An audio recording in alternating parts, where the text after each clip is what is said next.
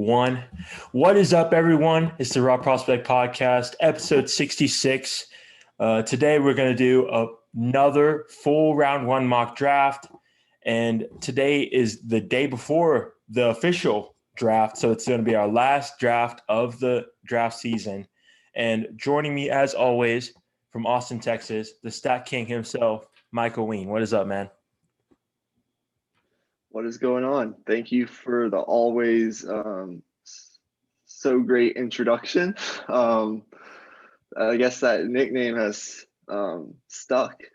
You introduced it a while back, and it's just stuck, and I like it. So thank you for that. I say it every episode now. Yeah, it's become routine. Right. I am, like every football fan, super excited for tomorrow's draft and for Friday's. I usually watch the first round, the entire first round, and then most of the second and third rounds because it's just, I don't know. I love football. We love football. That's what we do. I don't really pay attention to the third day, but I check in every once in a while. But I'm really excited for this. Today, we're each doing our own version of a first round mock draft.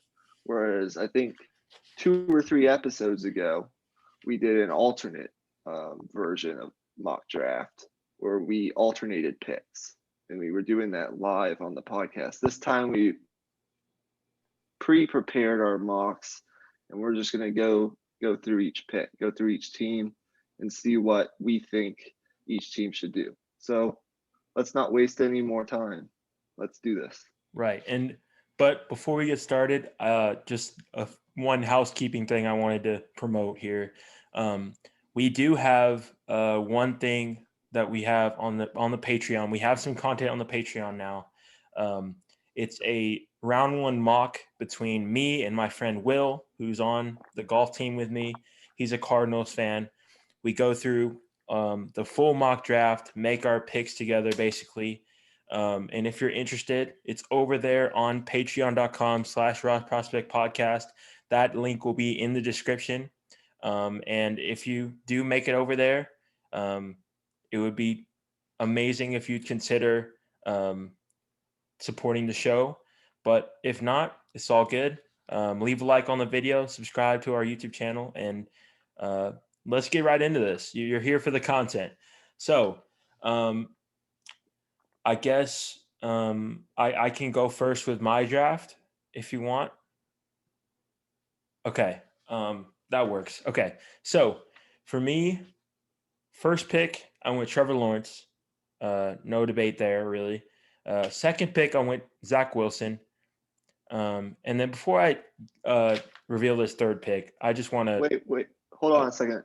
Okay. Maybe I have a suggestion. Maybe we do since it's 32 picks, maybe we do you do your top 5 and then I do my top 5 and then you do 6 through 10 and then I do 6 through 10, that type thing. Okay, yeah, that works. You want to do that? Yeah, okay. Perfect. So keep going.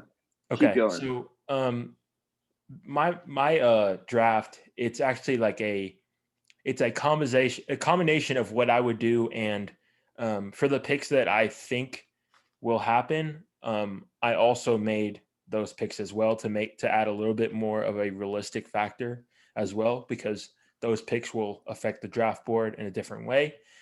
So 3 here, I go Trey Lance.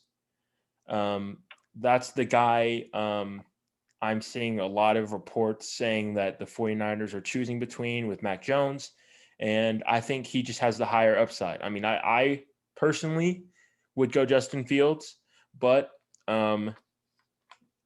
it's up to the 49ers at the end of the day. Their scouts like Trey Lance, and that's going to be the pick. At 4, I go Kyle Pitts. The fact that Justin Fields fell, it made it a little bit more interesting, but I think Kyle Pitts is the pick, given that they pushed Matt Ryan's contract down the road a little bit, basically extending it out, and they can't really get out from under that contract for a couple of years. And so let's win now. Let's go all in, try to be a top 5 offense, and get a possible superstar right out of the gates. And then number 5, I went Penei Sewell. I'm seeing a lot more people mocking Jamar Chase to the Bengals. And I mean, I think they would be happy with either player they got, but I just can't see them getting past this top 5 without ensuring Joe Burrow's protection, because at the end of the day, that's what's most important. So Penei Sewell is the pick there. Okay, for my top 5, spoiler alert, we have the same top 5. Oh, okay, perfect. But I have, of course, the Jaguars, number 1 overall, picking Trevor Lawrence. I'm going to go a little bit deeper here, just give you the notes that I have for each. For Lawrence, he's pretty much been booked to be the number 1 overall pick in this draft since, he came out of high school, committed to Clemson as a freshman and was playing as a freshman and led them to the national championship game. And 36 starts at Clemson. He went 34-2 overall. He finished number 3 in career passing yards, only about 60 yards short of Deshaun Watson. So if he had another half, he would have passed him. And he actually finished tied with Deshaun Watson for number 2 in passing touchdowns in school history with 90 to only 17 interceptions. So the touchdown interception ratio was also there. So he put up stats. He's got all the physical and mental traits you could ever ask for. He's got the size, the athleticism, the arm talent, the mental processing speed that you need, the intelligence, the intangibles, everything that you need. He's a lock to go number 1. Number 2, as you said, my mock is also a combination of sort of like what I would do, but also there is that realistic factor to it. And for the Jets at number 2, it's been said for about the past month or so that Zach Wilson is pretty much a lock here to go at 2. I've been outspoken. I do have my questions about him, but he put some incredible tape out this past season, which I think a lot of scouts are really impressed with. He shows an ability to throw from different arm slots. He's mobile. He can make quick decisions. He has a lot of transferable traits to the NFL, and I think he's the pick here for New York. I've voiced my doubts about him in past podcasts, so if you want to go listen to that, please do so. I actually agree. I do think the 49ers should take the upside pick and Trey Lance at 3. He's really kind of an unprecedented prospect. We haven't really seen someone with this type of skill and arm talent and, ability and mobility at this young of an age. But only 1 interception and 17 starts at North Dakota State, albeit against lesser talent, but still really smart player. He was asked to call a lot of his own pass protections in college. So I think, you're going to be asked to run a pretty complicated offense there with Kyle Shanahan, but you get to sit a year probably behind Jimmy Garoppolo. You get to groom him, and then maybe next year you move off Jimmy Garoppolo and you throw Trey Lance in there, and who knows? Maybe you hit a jackpot with possibly the most talented, like purely physically gifted quarterback in this draft class. We said it over and over, Kyle Pitts. For the Falcons, if you're not going to take a quarterback and you're not going to possibly trade out of this position, I think their asking price is probably too high at this point. You should take the best overall player that's not a quarterback, and that's Kyle Pitts. Simple as that. He can play outside. He can play at tight end. He can do a little bit of everything. And now that you've extended Matt Ryan's contract, as you mentioned, and he's pretty much locked in for the next at least 2 years, I believe. It's going to be really tough for them to get out of that contract. you might as well ensure Matt Ryan's success. Give him all the necessary weapons he needs to go out there and compete. And then for the Bengals, protect Joe Burrow and the best overall tackle prospect in the draft.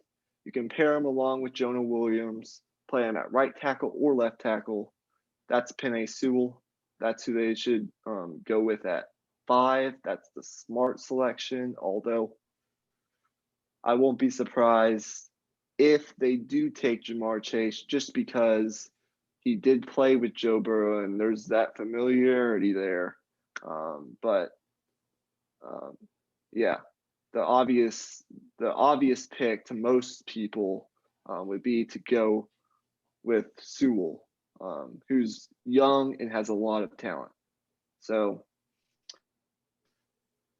we have the same top 5, but I'm interested to see what you have for 6 through 10. Yeah. This is where my mock draft gets a little crazy. Okay. So at 6, Miami, gonna go Jamar Chase, get that true number 1 wide receiver alpha. Will Fuller, they signed to a 1-year deal, but he has injury concerns, and also they have different skill sets, so they won't step on each other's toes. Will Fuller is a deep threat, and Jamar Chase is more of a multiple diverse type of receiver. He can do a lot of different things. And of course, they have Devontae Parker and their slot guy. Can't remember his name, but I think adding Jamar Chase really rounds out their receiver group. And at 18, I think you can go tackle. And then number 7, I have the Detroit Lions taking Jalen Waddle. I mean, this was a tough one because you could go O-line. Obviously, in our last mock draft, I had them taking Rashaan Slater. But I think Jared Goff likes the receivers with the Jalen Waddle archetype. We see those small, quick receivers really do well with Jared Goff, Cooper Kupp, Robert Woods, those technician, good route runners. I think he goes in there, and I think they'll develop a chemistry pretty quickly, and he'll be the number 1 wide receiver for them for the next few years. So number 8, Carolina. I have them taking Rashaan Slater. I think he has. I think day 1 he has the best pass blocking ability out of the offensive linemen in the draft. I think day 1. He's just super solid as a pass protector right away. So that's that. And then number 9, this is going to be really surprising. So I'm going to have a trade. So hear me out. It's not going to be the team that you might be expecting. So earlier I saw a report saying that the Saints were looking to trade up. And then later in the day, I watched that franchise guy's predictive mock draft, and he actually had the Saints trading up with the Lions at 7 to get Justin Fields. I'm going to do a little bit different. I'm going to have them trade up at 9 for Justin Fields, secure their future guy. And I think this team still has the ability to win. I mean, if they draft well in these next couple of years, in the next 3 years, I think that's their timeline to get back to where they want to be in the post Drew Brees era. I don't think you want to waste any time, especially since this draft class is just rare when it comes to quarterback talent. I mean, you look at next year's draft class, I don't think there's that many quarterbacks that are nearly as high to me as these guys in this class. I mean, obviously there's going to be breakout guys next year, but I mean, just the talent in this draft is just special, and you won't see a guy like Justin Fields drop in a normal draft. It's just the talent that this draft has that warrants a guy like Justin Fields dropping, and you got to take advantage of that if you're a team like the Saints. And another thing is Sean Payton, he has a lot of pull in that organization. And if Sean Payton likes a guy like Justin Fields and he wants to make that trade, I don't think the Saints would say no to him. He has that pedigree within that organization. And then another thing, I mean, there's always trades that surprise us. That's my last reason that I predicted this trade. There's always a trade that surprises. I mean, you look at a few years ago, Patrick Mahomes. I mean, the Chiefs traded up from, I think, 22 or somewhere in the 20s to go get him. And it came out of nowhere. So um, it may not be the Saints and it may not be to the ninth pick, but I think it's going to be some team in the 20s making a push, maybe someone that's unexpected that moves up and gets a Justin Fields or a Trey Lance. That's going to be my ninth overall pick. That trade would be 3 first-round picks, by the way, and a third in 2022. So, number 10, Patrick Surtain for my Cowboys. Pretty simple there. Cover 3 man. I mean, he's the perfect archetype corner for that system. Like a Richard Sherman type, long, tall, athletic. I think it's a perfect fit to go across from Trevon Diggs, especially since they were former teammates at Alabama. And I think that's a good duo to have going into the future. Okay. So for my 6 through 10, at number 6, I think we agree Miami gets another playmaker for Tua Tagovailoa, the best wide receiver in the draft. That's Jamar Chase from LSU. He's kind of like a double-edged sword. You can use him in a lot of ways. He's got he creates fantastic separation in his route running. He's explosive. He's great after the catch. He's got that competitive toughness, the ability to go up and catch 50-50 balls. He's the pick here if a guy like Penei Sewell doesn't drop. I think they would consider that, but I think they go with Jamar Chase to get to all the playmaking that he needs. Because as you mentioned, a lot of those receivers that they do have, they're talented, but they have injury history and injury concerns. Detroit is a team that's hard to figure out at 7. You have like a hard-nosed, tough guy coach and Dan Campbell coming in there. So I wouldn't be surprised if they try to build through the trenches and take Slater, who some argue is the most NFL-ready pass blocker in the draft. But I decided, you're Detroit. You're not really in a position to win right now. And you have a lot of holes. So why not trade out of this spot and, maybe acquire some more picks? Because you can still – this is a deep draft at a lot of positions. You can still get a very good player, in the mid to late first round that can help you right now this coming year and acquire more picks. So why not? The rumors have been everywhere. The Patriots are looking to move up into the top 10 to get their future quarterback, and that's Justin Fields. So I have been trading the number 7 overall pick to the Patriots in return for the 15 pick and some other things. I didn't really go deeper than that, but basically a pick swap. The Patriots or the Lions probably get back, a 3rd round pick next year, maybe another high pick this year. I have no idea. But you get Justin Fields, a guy I'm really high on. Probably sits a year behind Cam Newton, but then becomes their starter in the very near future. I really like that for New England. And maybe it's not at 7, but I could see it happening. New England trading up couple spots to go get a quarterback. And that's been voiced, for a couple months now, I think. So, and then Carolina, we agree they have to protect Sam Darnold, so they get Slater at 8. I think they'd be happy with that. Denver at 9 is an interesting one. They could obviously move out. I think they've been fielding some calls.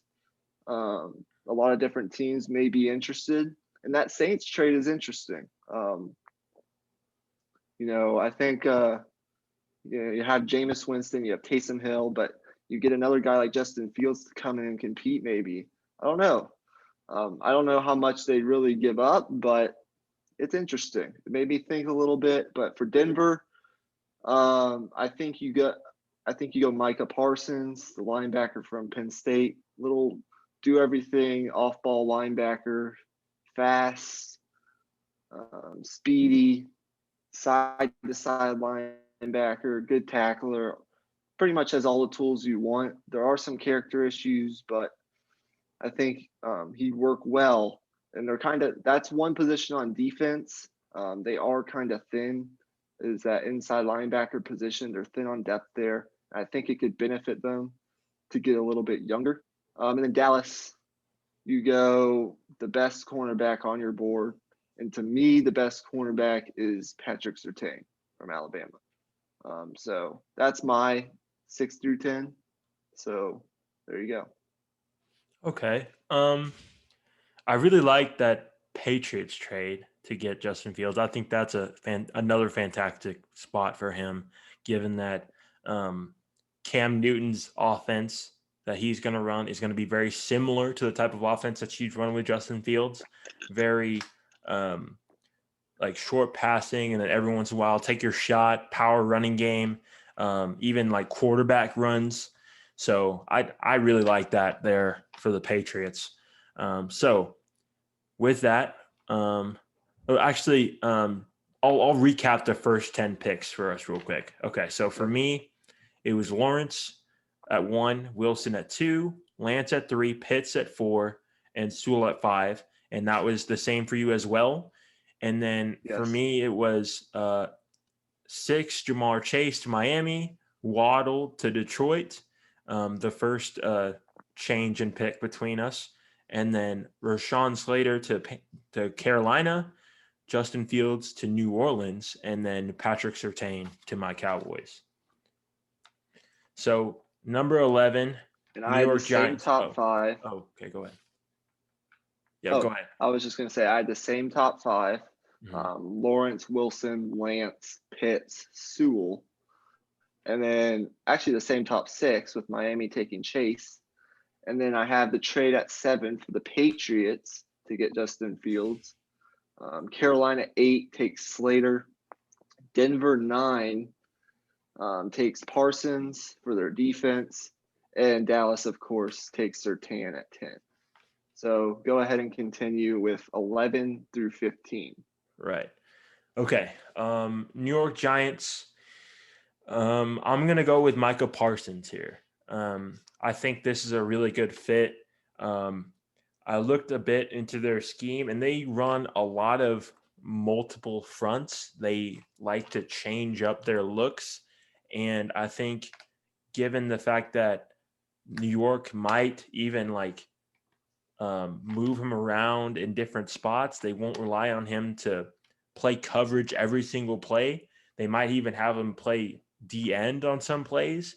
I think that's probably the best spot for Micah Parsons in terms of fit. I mean, I like his fit with Denver as well, but I think he'd struggle in coverage a little bit for their liking. But Micah Parsons, I think he's going to stuff in the running game.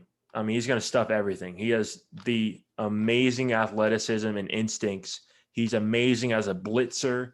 And if you can figure out how to develop his zone coverage skills, then, I mean, you have all pro right there. You have a makings of all pro.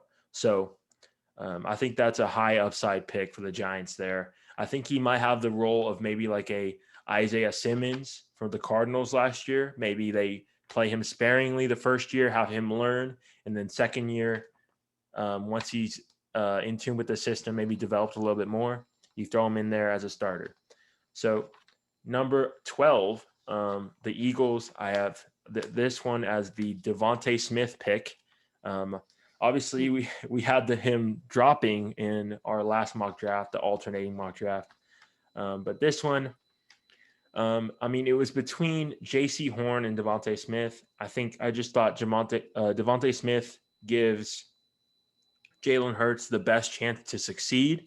Obviously, the Eagles have a lot of needs, but getting the true number one wide receiver, I think that really helps round out their offense, and you can get some offensive line help later in the draft, maybe some corner help as well later in the draft. So I think that was probably the best value for them there. So number 13, I have LA Chargers going with Christian Darrisaw, tackle out of Virginia Tech. Here's a guy who is just explosive off the ball, and he's going to be extremely effective in their outside zone running scheme. He's really good at clearing off space in a hurry off the snap, and that's exactly what you have to do in an outside zone scheme. So he's going to be a perfect fit. He might have some trouble in pass protection against certain skill sets, maybe some like speed rushers like Von Miller, but I think you can develop that over time because he has the athleticism to be able to handle those guys. Who can block Von Miller anyway? So, give and take. So, 14, I have another trade. I have the Miami Dolphins moving up to 14 with the Minnesota Vikings. Minnesota Vikings moving down to 18 there. And I have the Dolphins trading up and taking Tevin Jenkins, the tackle out of Oklahoma State. It's not going to take much to move up. It's just going to be pick number 18. Their 81st pick in a future third. So I think that's a perfect fit for the Dolphins. I think with the tackle that they had drafted last year, if you develop him or maybe move him to guard, all of a sudden that line becomes a strength rather than a weakness. And then all of a sudden your offense is looking really, really good to go along with that solid defense. So I think that's a really good fit there at 14. So 15, this is where I have Mac Jones falling to New England. I think they're going to be really comfortable with this type of skill set. I can see them going in a different direction and getting a Justin Fields, a guy who can run, given the fact that they liked and brought in Cam Newton. But Mac Jones, his skill set, like I said, is something they're very familiar with, and his accuracy, his ability to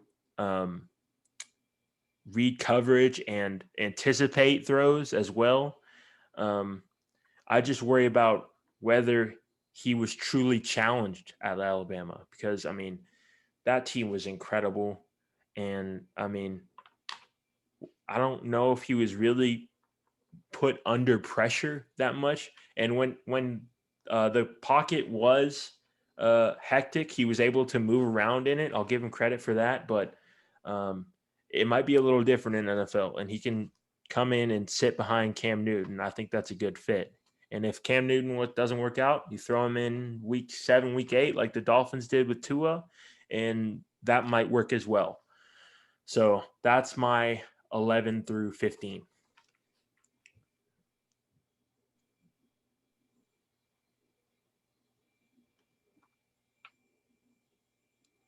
Hello?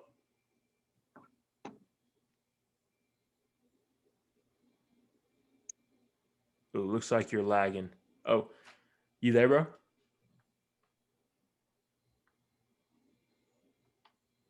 Okay, so sorry about the little bit of delay, but for my 11 through 15, this may have been like the toughest stretch, 11, 12, 13, for me to decide. For the Giants, I got stuck because I already have Parsons going to the Broncos at 9, and he's probably the best like value pick for the Giants.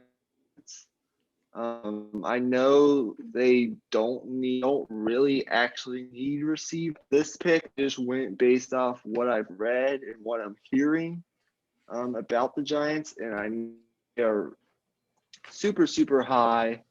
They've got he loves Jalen Waddle and he loves Devontae Smith. Here I went Jalen Waddle to the Giants. He's not necessarily, he doesn't stand out for his size or I guess his seasoning as a receiver. There's still a lot of room, a lot of area for improvement, but he's a special athlete, sudden movements, quick acceleration, really speedy. I think he's a scheme versatile receiver. You can also use him as a guy in the return game on special teams. I think that could be valuable. That's just something I went with based off what I'm hearing from the Giants. I also considered J.C. Horn at this pick, but I have him going to the next pick to the Eagles at 12. I explained this. This is the exact pick I did for them in our last mock draft. They're facing a gauntlet of receivers and outside of this upcoming season. I explained that all in the last mock. But outside of Darius Slay, you're relying on a lot of questions in that secondary. Struggle to stay healthy and aren't super productive at that position. So you get a guy who can slot in day one opposite Darius Slay and help that secondary because they're going through the gauntlet this year. And I mentioned it last mock, as I've been saying. The Chargers were the same. Darius is the best tackle on the board at this point. You have to protect Justin Herbert. So you go ahead and take him at 13. 14, another pick that I had last mock, Azeez Ojulari to the Vikings, the edge rusher from Georgia. A lot of people like his upside, his speed, his athleticism.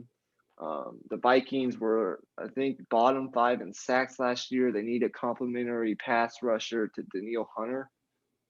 So I really like either maybe a Kwity Paye or Azeez Ojulari there for the Vikings. And then 15, Detroit, you traded out of 7. The Patriots traded up to get Justin Fields, and you get rewarded as the Heisman Trophy winner. Devontae Smith drops to you at 15. Really good value. Some people worry about his weight, but I don't think it'll be too much of a problem. Yeah, really good value at 15. Probably looking for a receiver at 7, but you acquired more picks and you still got potentially the second best receiver in the class in the middle of the first round. Really good value for the Detroit Lions at 15. So there you go. Right.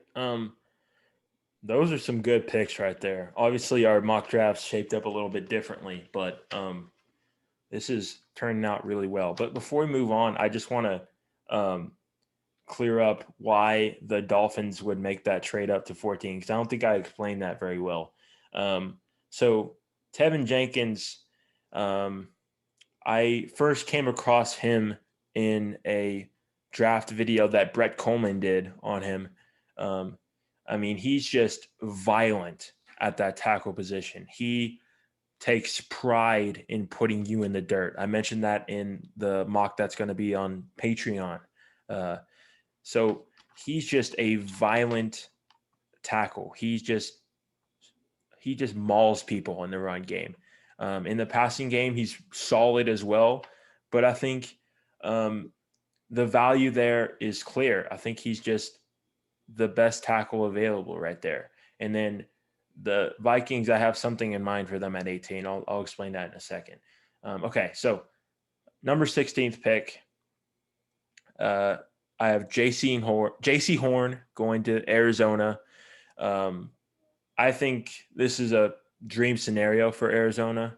I think no matter what, at 16, they're going to get the guy they want, because from 7 through 9, you're either going to have from really 7 through 13, you're either going to have like a tackle and wide receiver run, or a tackle and cornerback run.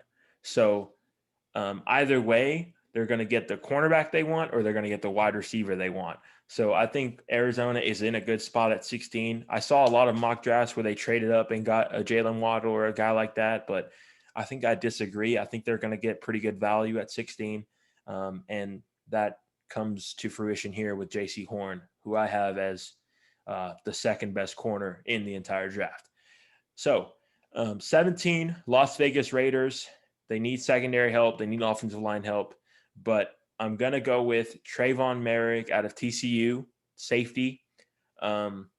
Really good sideline to sideline range. He's a true free safety with a 4.3 40. I mean, he has the speed and range that they need. You saw so many times where they just blew a coverage, or they just straight up got beat. They just don't have the speed in that secondary. I mean, Jonathan Abram is a guy who he's amazingly hard hitter and punishing hitter, but he struggles in coverage. So you need a guy next to him who is more of a finesse player and better at playing coverage, so that Jonathan Abram can do the thing he does best, which is come up and support in the run. So I think that's a really good fit there. And then 18, I have the Vikings taking Elijah Vera Tucker. I think you could go Ajulari there. But if you look at their guard depth chart, it is a absolute disaster. I think you put in Vera Tucker in there, and I mean, he's the best interior lineman in this class. And also he has the ability to go out to tackle if you do end up having injuries. So he's a versatile guy, and he's going to round out that offensive line for Kirk Cousins. I think the Vikings might be able to get a D lineman in the second or third round. But if not, at least you have Kirk Cousins protected, because that's very important. And also this is going to help the run game with Dalvin Cook. And then so 19, Washington football team. I saw a report saying that they're all in on JOK, Jeremiah Owusu-Koramoah, the linebacker out of Notre Dame. He's a really good fit in terms of Ron Rivera's not only his mindset as a coach, but also just his scheme. I mean, we saw Luke Kuechly do the things he did for years, and I think Jeremiah Owusu-Koramoah, I mean, he doesn't have the smarts that Luke Kuechly does at this point in his career, but he has the tools. He has the physical tools, and I think that's what you look for in a linebacker at this point in the draft. And he has the ability to turn into a star player to go next to Will Holcomb. So 20, this is where I have Caleb Farley going. No, actually, scratch that. I'm gonna pick Greg Newsome. I think he's a better fit for the Bears scheme, and I think they need to make sure they get value. And I think Caleb Farley is a little bit too risky with his injury history. I think I'm not a doctor, so don't quote me on this, but I think Farley has something going on with like the discs in his back, like pulsating out of position, which is the same injury Romo had late in his career, in those years where Romo, it seemed like whenever he got touched, he got injured. So that is a really scary injury to have at the cornerback spot. So I'm going to go Greg Newsome there. I think he's comparable in terms of talent, and also he doesn't have the injury concerns.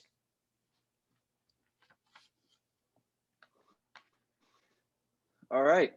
Okay. So your mock is kind of making me rethink my mock. I think yours might be a little more realistic than mine, but whatever. I'm going to stick to my guns here. Mhm. So at 16, this may surprise some people, but I, I echo your sentiment. People say the Cardinals really like Caleb Farley, but this really pick came down to I don't know. I with a back injury, it's football. You just really don't know that. That's a little bit. I think it's a little. He's really talented, but he opted out last year. He has this injury lagging. You just don't know.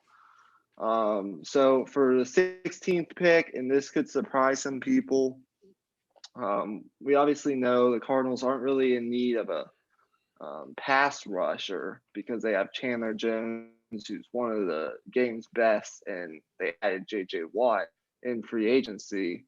But if you look at this linebacking core, and this may surprise some people, you have Isaiah Simmons, who you obviously drafted high last year, and who's a really good player, and you have Jordan Hicks on that inside, who's coming back from injury and is kind of I don't know, on and off the field, sort of inconsistent. You're relying on him, I think, a little too much. I think you inject some youth into this linebacking core, and I've heard rumors that the Cardinals really, really like Zaven Collins, the linebacker from Tulsa. So that's what I'm doing here at 16. If you look at Collins, uh, he's versatile. He was unanimous All-American last year. He won the Bronco Nagurski Trophy for the best defender in all of college football. He won the Chuck Bednarik Award for the best linebacker in college football. And he also won the Lombardi Award, best college player, regardless of position, based on performance, leadership, character, and resiliency. He's 6'4", 260 pounds, with rare size and skills, versatility to play all four linebacker positions. I think you slot him in there in Arizona to go along with Isaiah Simmons, and all of a sudden your defense just got to. I mean, that's scary. That's a scary front seven with J.J. Watt, Isaiah Simmons, Chandler Jones, Zaven Collins, all those guys. So I don't know. It's probably unlikely, but the more I think about it, the more I like it. Okay, so 17 for the Raiders. This was tough. I went with Christian Barmore, the defensive tackle from Alabama. I think John Gruden, whether it's offensive line or defensive line, he needs to build this team from the inside out. And I think Barmore's tape, especially in that college football playoff, he was wrecking the game all over the place. I think I don't know. I think it's a possibility, given that the top three tackles are off the board. If they wanted to go maybe Vera Tucker there, I could maybe see that. But I went Barmore, and then Miami, same as last mock. I have them taking Vera Tucker at 18, just like you, I believe, but you had Minnesota. And then Washington. So yes, Jeremiah Owusu Karamoa makes sense, but I thought about this. Like, oh, well, Mac Jones is still on the board, and your quarterback is Ryan Fitzpatrick, and you have Taylor Heineke, but you really don't have a guy for the future now at hired. So why not take a chance, add him to the quarterback room, to be groomed under smart and Ryan Fitzpatrick. Probably won't happen, but this is the mock draft. And then the Bears, they could go secondary. I could see them doing that. But for me, I went Rashad Bateman, wide receiver from Minnesota. And the reason is because, yes, you have Allen Robinson on the franchise tag. He's really good. You brought in, obviously, they brought in the quarterback, Andy Dalton, to serve as their starter for this upcoming season. It doesn't hurt to have. Um, uh, I think there's some trade rumors on that other receiver. I'm forgetting his name. But it doesn't hurt to have as many weapons as you can.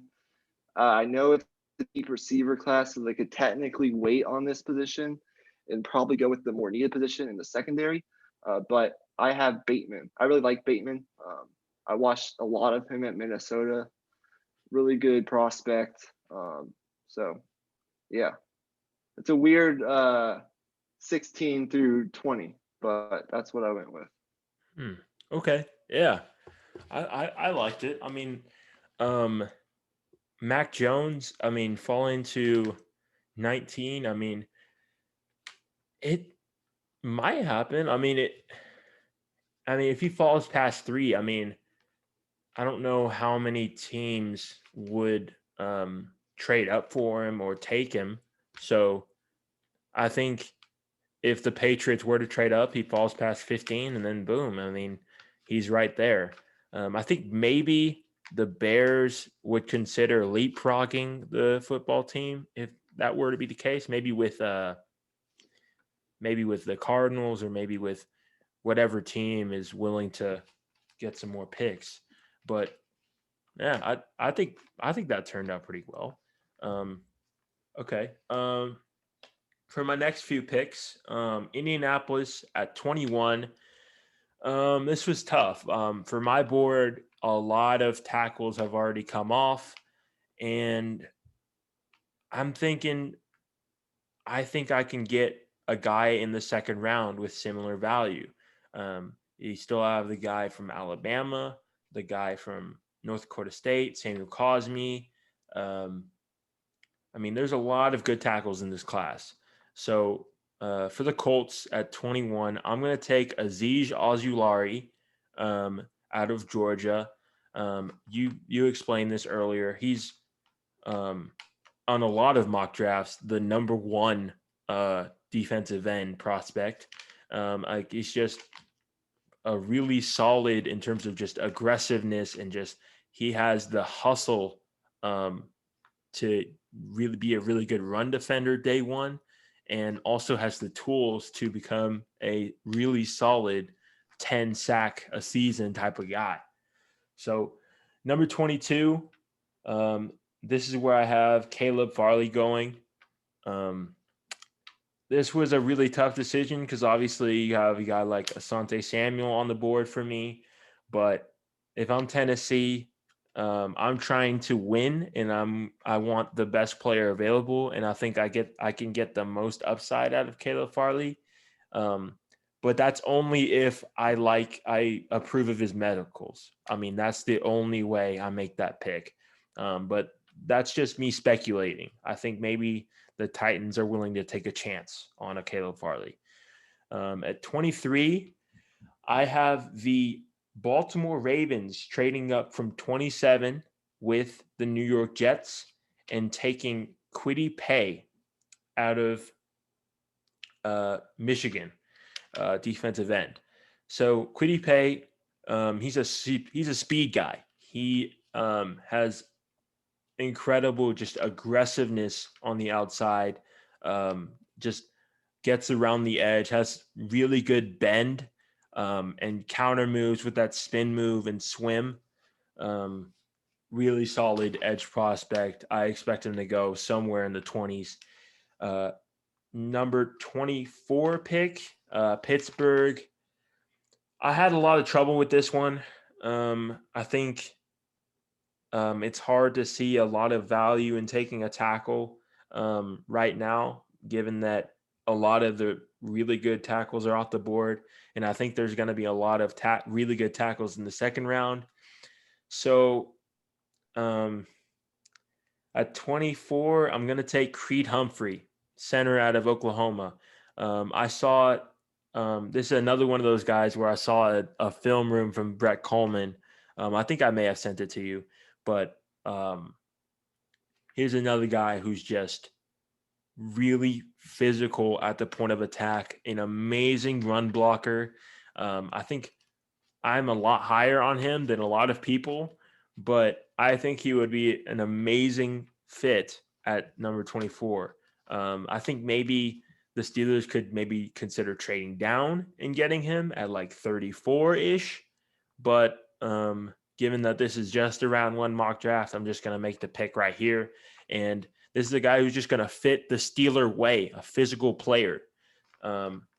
Really get back to that powerful running game. So at number 25, I think this pick might surprise some people. I had a lot of trouble with this one. The Jacksonville Jaguars, I mean, you have a lot of options in terms of receiving talent. So that makes it really, really tough. But I'm going to take Elijah Moore out of Ole Miss. I was thinking about maybe taking a guy like Pat Fryermuth, a tight end, to maybe give Trevor Lawrence another big target. But I think Elijah Moore, he's a guy who can separate at the line, like right off the bat, really quick on his feet, really good route runner. You put him in the slot, he'll have an immediate impact. So I feel pretty good about that pick there.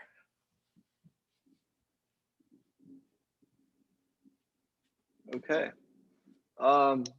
Okay. So 21.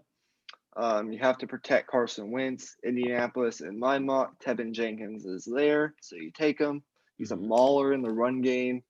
He'll just add even more value to not only Carson Wentz, but to Jonathan Taylor, who can run behind him and that kind of that zone scheme that they'll probably end up running. I really like that pick. I would love it if he ended up dropping to Pittsburgh, but I really don't see it at this point.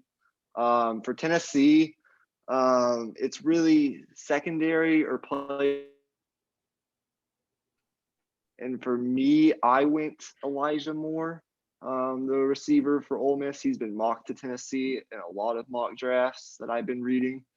He's a speedster, really kind of, I think, will complement A.J. Brown well, in that A.J. Brown's more of like that bigger receiver, the physical, not necessarily burner, but physical 50-50 guy, powerful after the catch. And Elijah Moore is that home run threat that Ryan Tannehill could use. So that's that. The Jets, it's pretty much at 23. I mean, you have a ton of picks. You have a lot of needs. Caleb Farley is sitting there. It's tempting, so that's what I did. I went with Caleb Farley, talented corner out of Virginia Tech. Not sure that's what they'll do, but I think they will end up going defense with this pick, given that Robert Saleh is a defensive coach. And they're thin that their safety group is actually good, which is what I consider Trayvon Moehrig, but ended up going with the corner. That's where they're weak. They drafted Bryce Hall last year out of Virginia, and he looked pretty solid last year for them. He looked like he could play a role at least, whether it's starter or maybe rotating in on some downs. But I think they could definitely use another corner. So why not take a risk on Caleb Farley, given you have a ton of picks, and it's not going to hurt you, Right. given that you're not in really real position to win now. Now for Pittsburgh, it's interesting. For this pick, I went based off what I've been reading, and what I've been reading is that they're really down to 3 or 4 players. They're zoning in on 3 or 4 players here. If Najee Harris is here at 24, I'd say there's probably a 99% chance that's the selection. They're really high on Najee Harris. They really need to find that next bell cow in the running game. Tevin Jenkins is another guy they really like. So if he dropped, I wouldn't be surprised if they went there. And then they also really love Zaven Collins, the linebacker from Tulsa. Now, I know what you're saying. Why? I mean, the front seven's stacked. They did lose Bud Dupree, but I mean, Alex Highsmith looks like a really good pick from last year. They have a very probably a top 3, top 5 front seven, but this is the Pittsburgh Steelers we're talking about. They love, love, love their linebackers. So don't be surprised. I'm not going to be surprised if they end up going Zaven Collins if he's on the board. But for now, just go with the safe bet. And I think right now that's Najee Harris if he's available. And then 25, Jacksonville, you add a pass rusher in Kwity Paye. Edge from Michigan, a guy I'm sure Urban Meyer watched a lot of, given that, he served as an analyst for college football, did a lot of Big Ten, studied a lot of Big Ten tape, I bet. So I don't know. He's right there. Why not go ahead and take him, add to that pass rush room? So, yeah. There you go. Okay. So to recap, those last 10 picks, for me, I had J.C. Horn going to Arizona at 16, Trayvon Merrick at 17 to Las Vegas, Minnesota taking Elijah Vera Tucker in the trade down with Miami, Washington football team taking JOK, Jeremiah Owusu-Koramoah, linebacker, the Bears taking Gregory Newsome the second out of Northwestern. And then the Colts taking Azeez Ojulari at 21. Tennessee taking Asante Samuel. Baltimore taking Kwity Paye, edge rusher. And then the Steelers taking Creed Humphrey. And then the Jaguars taking Elijah Moore. But I actually really like that Najee Harris pick. I didn't know if I would pull the trigger on that, given that maybe a running back is in the second round, but I actually think that would be a good move for them. So I like that move.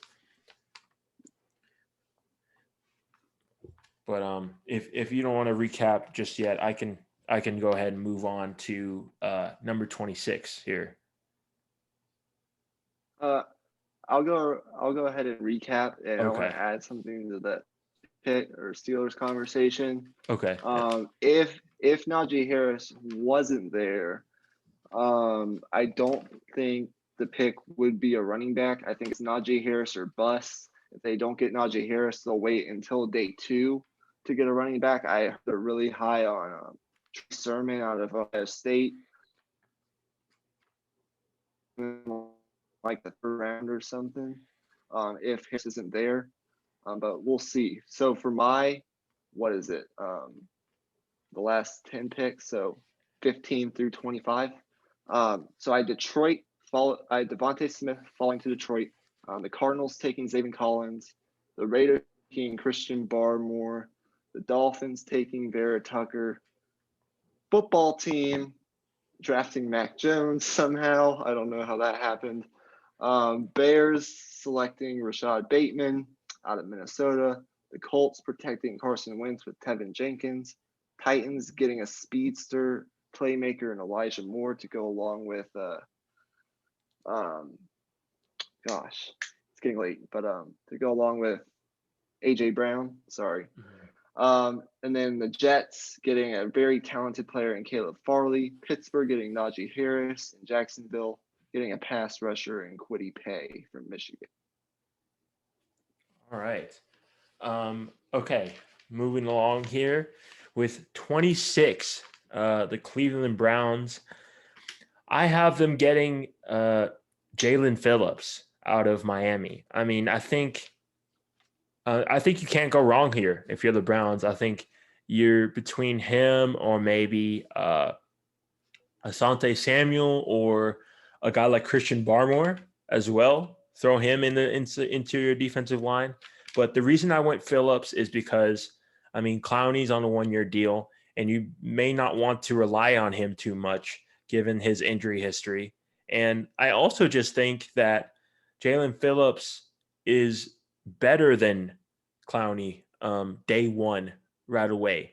I think Phillips has all the tools, and I think in a role where he's able to rotate and not having to play every single down, I think he could be really, really vital to a team. So number 27th pick, this is where I have the New York Jets, where they traded back with the Baltimore Ravens. I have them taking Rashad Bateman, give Zach Wilson a wide receiver. Rashad Bateman is a guy who, think what's that guy's name on the Niners they took last year? Oh, Brandon Ayuk or Debo Samuel or a guy like that who is amazing in the intermediate passing game down in the middle of the field and is just able to break tackles and create space. He's really good in that area of the field. And I think that's a really good fit with Zach Wilson. And then 28 is where I have Denver all the way down here. But this is where I have them taking Zaven Collins. I think this is an amazing fit for Denver. I I didn't comment on your discussion of Zaven Collins earlier because I had a plan for him later and I didn't want to like give away what I was trying to do. But I mean, Zaven Collins, he's 270 pounds, but he's not one of those guys that's stiff at the linebacker spot at that weight. He's actually a very like graceful athlete. I did a little bit of research on him. He actually, as a kid, his mom put him in gymnastics, and that made him very light on his feet and fluid as well. He's not one of those high cut guys. And I listened to this podcast, Bootleg Football, and he made a comparison in terms of just build, not exactly like play style or and everything, but just in terms of build, just side by side, he matches up with Brian Urlacher. I mean, Brian Urlacher, he played rookie year at 265. Xavier Collins is 270. I mean, you look at 3-cone drill, 10-yard get off, 40-yard dash. I mean, it's all within like really close to each other. So, I mean, if you're looking at a guy with that kind of potential and a Denver Broncos team who needs a linebacker, I think that's a perfect spot for him to go. And I think that's great value, especially given that you got 3 first-round picks from the Saints to get a guy like that. So moving along, 29, Greg News. No, not Greg News. This is where I have Asante Samuel going because I made a little bit of revisions to the draft. But yeah, this is where I have Asante Samuel going. I mean, obviously, the Packers they need a corner. You can't rely on Kevin King. He's too slow to guard some of these quick, fast guys. I mean, you saw what Scotty Miller did to him in the NFC Championship game. I mean, that's unexcusable. That can't happen. You get Asante Samuel, a guy who, I mean, he just doesn't get beat. He has the instincts and he also has the smarts and the speed to stay with guys as well. A lot of teams worry about his height, but I mean, you have a guy on the other side, Jair Alexander, who is a very similar height and was very successful in that system. And I think they have similar skill sets. And I think having them as a duo will be really, really impactful for the Packers. So number 30, this is where I have Christian Barmore going to Buffalo. If you look at Buffalo, they have an aging defensive line. I mean, I cannot think of the names, but all of their D linemen are aging. Other than Ed Oliver, who has been underwhelming thus far in his career. And I think you put him in at interior defensive line, and I think he shores up. He takes the pressure off that linebacking core with what's his face? Dreadlocks guy. Edmonds. Trey Edmonds, right. Yeah. Takes a little bit of pressure off of him to stuff things in a run. Barmore's going to clog up lanes in there, and that's what you need in that system. So I guess I'll make the last 2 selections of the first round since I guess that would make the most sense. At 31, Baltimore Ravens. Obviously, they made that trade with the Chiefs to get this pick. I have them taking Kadarius Toney. I mean, there's a lot of different directions they can go in terms of receivers, and even they could even take Rashad Bateman at 23 and then take a edge at 31. It just depends on what they value more in terms of their selections. So that's that. And 32, Tampa Bay. For me, I think it was between Travis Etienne and Jason Owe, and I went with Jason Owe. I think Tampa Bay can get a guy in the third or fourth round who can round out that running back room, like a Puka Williams or a guy with speed. I think they just need they don't need like a true bell cow for this team. I think they just need a guy who has some speed and can catch some passes out of the backfield. A James White type of player, like I said, Shane Vereen, that type of player. So they can get that later in the draft. So I went with Jason Owe, a guy who can develop out of Penn State, high upside, next to behind Shaq Barrett and JPP. So that's my first round. Okay. All right. So 26 for me. Cleveland's sitting there. They went out and improved their secondary, which was their biggest hole in free agency this offseason, adding that safety from the Rams and a couple other pieces.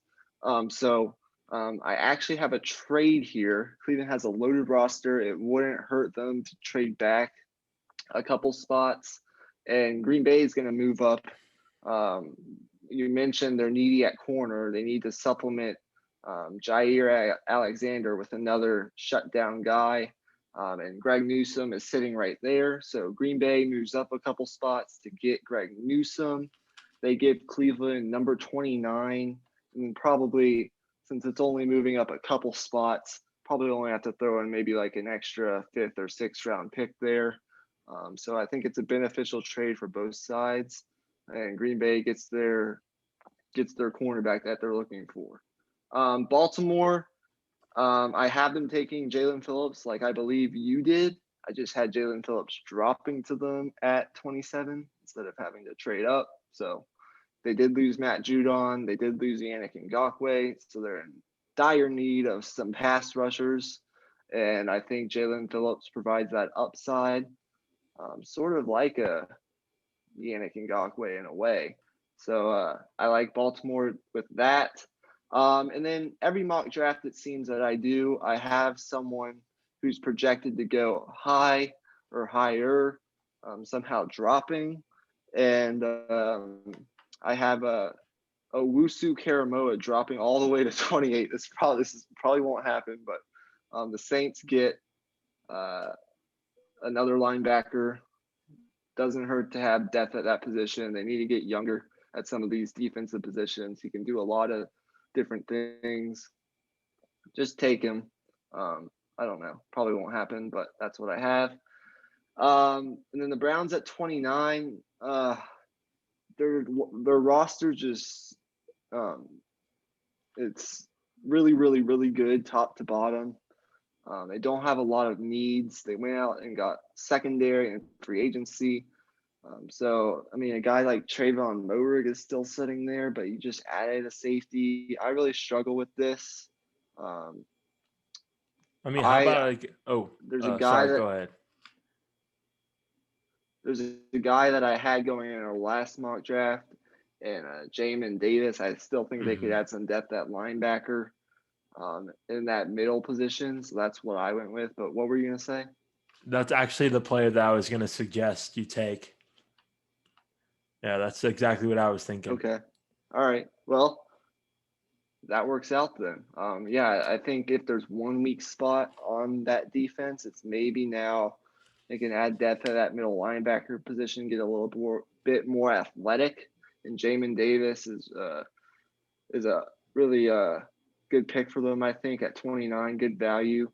Buffalo, yes, you mentioned their defensive line and some of their edge rushers are aging a bit, so I could see them going edge rusher here. But I also think they could go corner because I think they need to complement Tre'Davious White. And so that's where I have Asante Samuel going from Florida State to Buffalo at 30. 31, I'm more taking a receiver. This time it is Terrace Marshall Jr., wide receiver from LSU. They could go a lot of different ways, but that's just the guy I went with.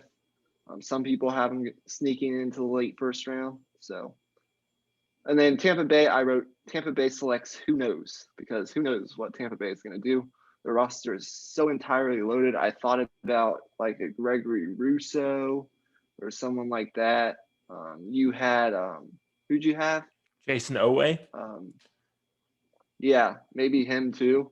I could see both those guys here. I didn't make a pick because I just don't know, but I don't know. They just re-signed Antonio Brown today, so their offense is loaded. I really don't see them taking a running back. I know we did that last mock, and it would make some sense, but I just don't see it. I don't know. Tampa Bay could go a lot of different ways. Right. It's really just a luxury pick. It's just a luxury pick. Yeah, they can add depth to whoever they want. It's a luxury. Exactly. So that's our final mock draft of this draft season. So tomorrow's the draft. It'll be fun, I'm sure.